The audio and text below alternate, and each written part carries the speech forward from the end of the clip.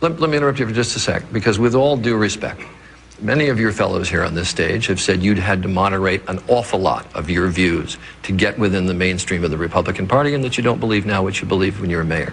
Governor Huckabee, you've been accused of having been a tax and spend governor when you were in Arkansas and changing your beliefs now. Governor Romney, I don't have to go into how many times they've called you a flip-flopper in terms of issues and what you believed as governor of Massachusetts. Congressman Paul, respect to you, I don't know that you've changed much except your party.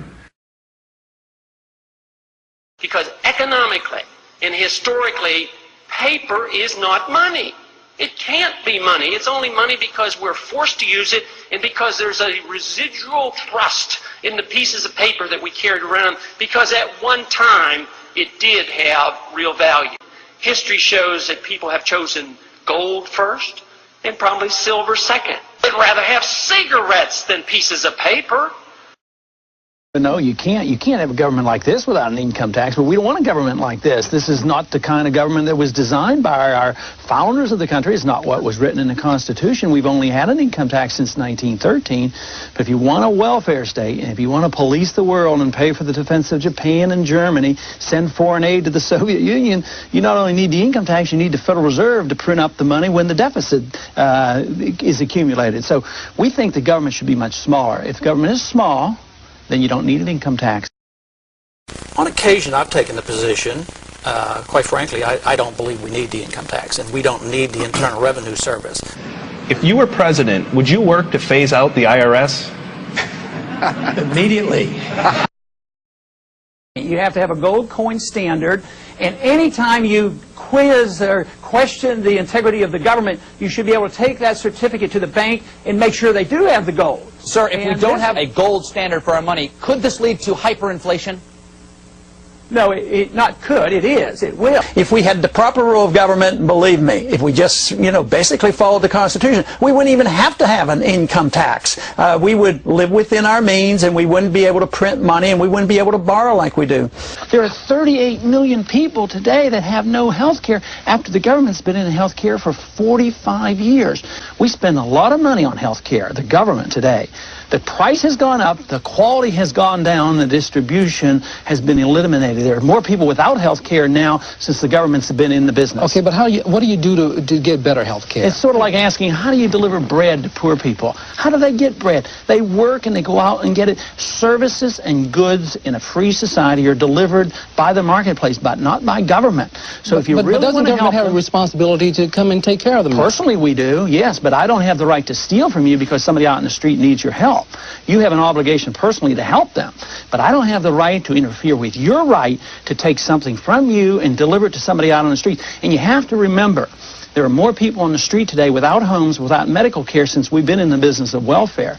So if we want to eliminate most of the people who are in need, you have a free market system. But the question is still legitimate because there'll still be some people who will have need. Our answer to that is it has to be taken care of through voluntary means, never through coercion, never through force. Social Security, the people should know the truth, that it's bankrupt and that young people won't get anything, and that therefore we should start to privatize it. Are you still in favor of abolishing Social Security? Yes, but not overnight. Matter of fact, my program is the only one that is going to be able to take care of the elderly. I'd like to get the young people out of it, just in the next generation, because there's no money there, and they're going to have to pay 50 years and they're not going to get anything. There's no money there. I'd take care of all the elderly, all those who are dependent, but I would save the money from this wild spending overseas. We can save hundreds of billions of dollars and still take care of the elderly. I don't want taxes on the Social Security benefits that they receive.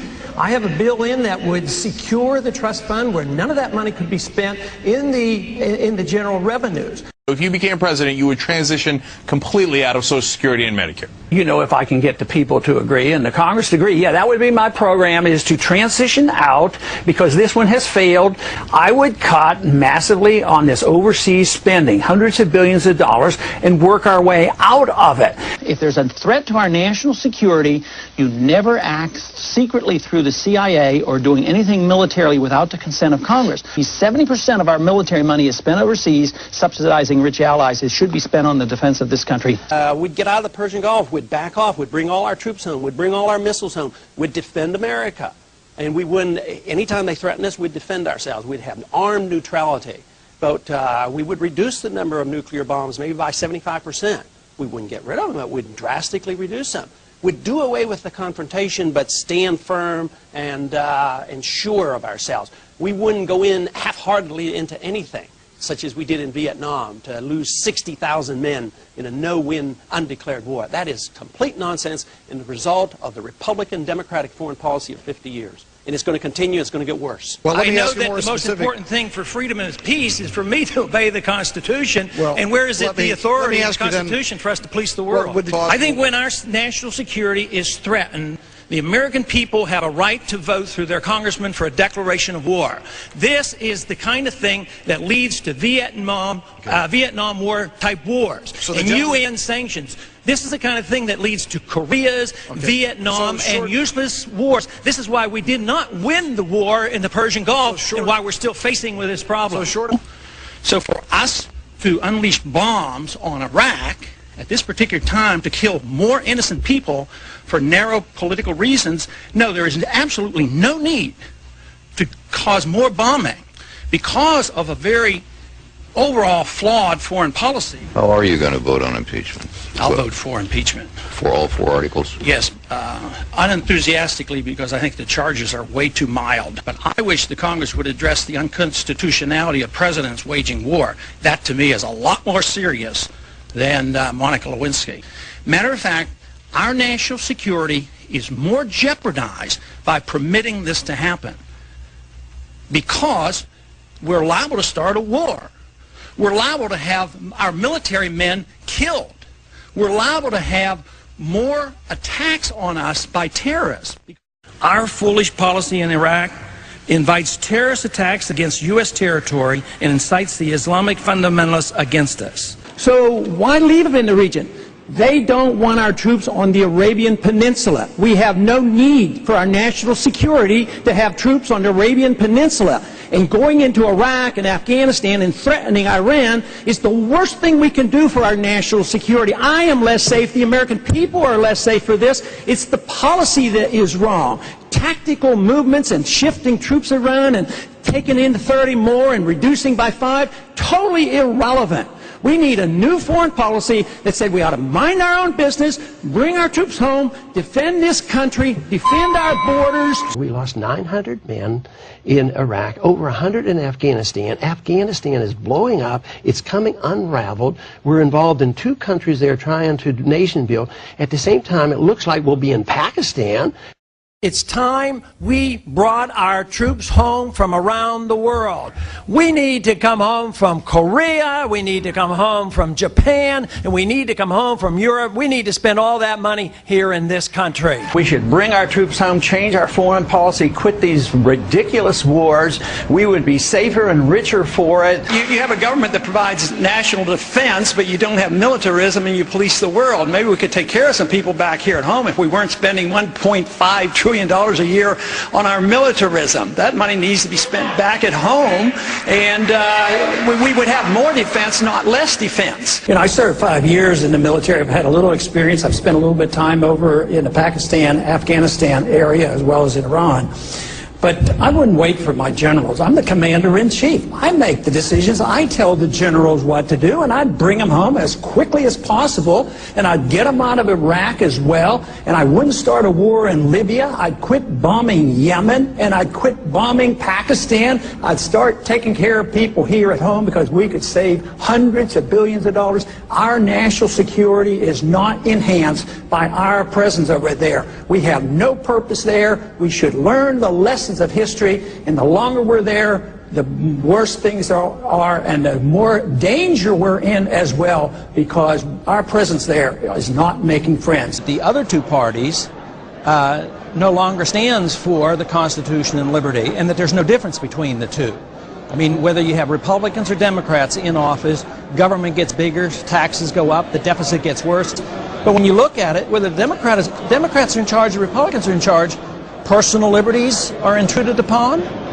We go about the world trying to interfere in the internal affairs of all nations, and we're having eternal conflicts. And it's unlike what our founders intended, unlike what the Constitution said, and unlike our American tradition of minding our own business and letting the people decide what is best for themselves and letting the market work for itself. We really don't have a free enterprise system here. But we don't really have democracy here because, you know, if you're in a third party, if you're in a Green Party or a Libertarian Party, you don't get any credibility. You can't get on debates. You can't get on the ballots hardly at all. And it's very, very difficult. And if the two parties are the same, you don't really have a democratic choice here. So, yes, I think we have a long way to go to set good standards here. This is my whole argument. I think there's a lot of goodness in America, and we should spread our goodness, but never through force.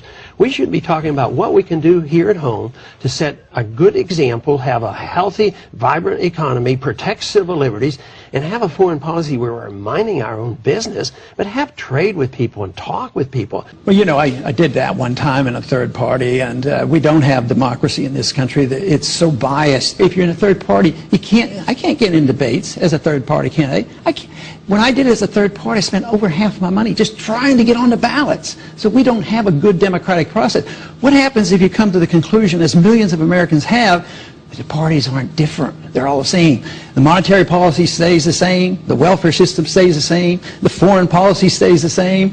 They get pretty disgusted. So there is but one party. So people who want to participate they more or less have to get into one of the major parties. I am not in favor of the pay raise. I voted against the pay raise. Matter of fact, I think our pension fund is outrageously obscene, and I do not participate in it.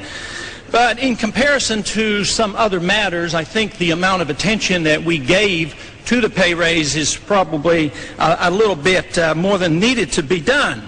For instance, the pay raise after taxes would come to $40 a week. But nevertheless, I think the point was well taken that we should not be taking a pay raise when so many people in this country are actually suffering the consequence of a decreasing standard of living. Until we solve that, I don't believe we should be taking a pay raise.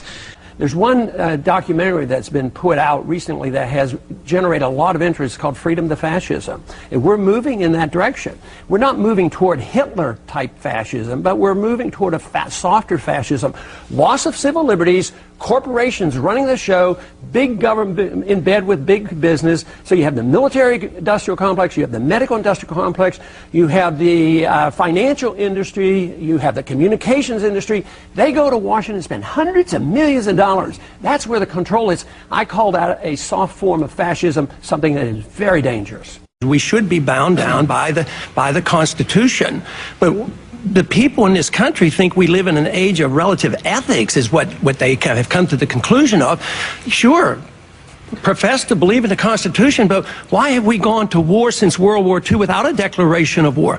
Why do we have a monetary system that is not designed by the Constitution? Why do we have a welfare state running out of control, not designed by the Constitution? You can't pay lip service to the Constitution without obeying it. And we should have peace and prosperity. That should be our goal. We in foreign policy ought to have a golden rule. We ought to treat others as we would want others to treat us. And we don't treat others so fairly. We treat them like we're the bully, that we're the policeman of the world, and we're going to tell them to behave. If they don't listen to us, we bomb them. If they listen to us, we give them more money, and it's bankrupting this country because we don't live up to our principles. The principles are embedded in our Constitution. Property in a free society should be owned by the people, and it shouldn't be regulated to death by the governments, whether it's Washington, D.C. or local governments. Right now, we really don't own our land. We just pay rent on our land, and we listen to all these regulations. More people die from the lies government tells. They told lies in the 60s, and I served in the military in the 60s for 5 years. How many people died because they lied us into war? How many people have died because of the lies that were told that got us into Iraq and now in Afghanistan? Our government doesn't always tell us the truth. That's how we go to war, and that's how we get in. They tell you, they build up the fear, like just like after the crisis, the financial crisis, the whole world would end unless we bail out all the rich people and bail out Wall Street and bail out all the bankers. So, but people now, in a very healthy way, are very skeptical of what the official pronouncements are from the government, and I can consider that very good. I'm known as the taxpayer's best friend. I've never voted for a tax increase, and I voted for the least amount of spending. I am known for sticking to principle and not flip-flopping. It's time we have somebody that they can trust to reduce the size of government and really restore freedom in this country.